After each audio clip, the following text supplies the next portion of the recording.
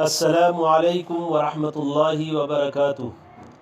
احمدہ واصلی واسلم علی رسولہ الکریم، اما بعد۔ محترم سامعین کرام، حضرت ابو ایوب انصاری رضی اللہ تعالیٰ عنہ کی ایک روایت جو مسلم شریف میں ہے، اور دوسری ایک روایت جو صرف ایک لفظ کے فرق کے ساتھ مسند احمد میں ہے، جس میں شوال کے 6 روزوں کی فضیلت بیان کی گئی ہے۔ ان روایات کو سامنے رکھتے ہوئے علماء نے لکھا ہے کہ رمضان کے روزے رکھنے کے بعد شوال کے 6 روزے رکھنا مستحب و مسنون ہے، اور اس بارے میں عوام میں کچھ غلط فہمیاں پھیلی ہوئی ہے۔ ایک تو یہ کہ عید کے بعد دوسرے دن سے ہی ان روزوں کو شروع کرنا ضروری ہے، حالانکہ ایسا نہیں۔ عید کے بعد متصلاً ان روزوں کو شروع کرنا ضروری نہیں، آپ شوال کے مہینے میں کبھی بھی ان روزوں کو رکھ سکتے ہیں۔ دوسرے یہ کہ اگر آپ یہ 6 روزے رکھتے ہیں تو ان کو مسلسل رکھنا ضروری ہے، یہ بھی غلط ہے۔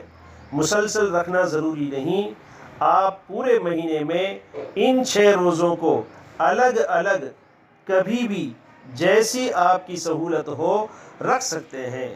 البتہ شوال کا مہینہ ختم ہونے سے پہلے یہ 6 روزے پورے کرنا ضروری ہے۔ تو حدیث پاک میں ارشاد فرمایا گیا کہ جو شخص رمضان کے پورے روزے رکھے، اس کے بعد شوال کے مہینے میں 6 روزے رکھے، تو ایک روایت میں پورے زمانہ روزے رکھنے کا، اور حضرت ابو ایوب انصاری رضی اللہ تعالیٰ عنہ کی ایک دوسری روایت جو مسند احمد میں ہے، اس میں لکھا ہے کہ پورے سال کے روزوں کا ثواب ملے گا۔ علماء فرماتے ہیں کہ اللہ تعالیٰ نے قرآن کریم میں سورہ انعام کی آیت نمبر 160 میں ارشاد فرمایا ہے، من جاء بالحسنۃ فلہ عشر امثالہا، کہ جو ایک نیکی کرے گا اللہ تعالیٰ اس ایک نیکی کا 10 گنا اجر عطا فرمائیں گے۔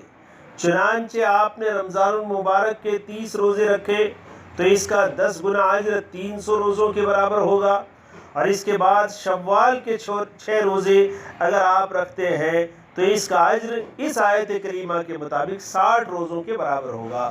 یعنی اگر آپ رمضان کے روزے اور اس کے بعد شوال کے 6 روزے یعنی کل 36 روزے رکھتے ہیں تو اس کا اجر 360 روزوں کے برابر یعنی پورے سال کے روزوں کے برابر ہوگا انشاءاللہ۔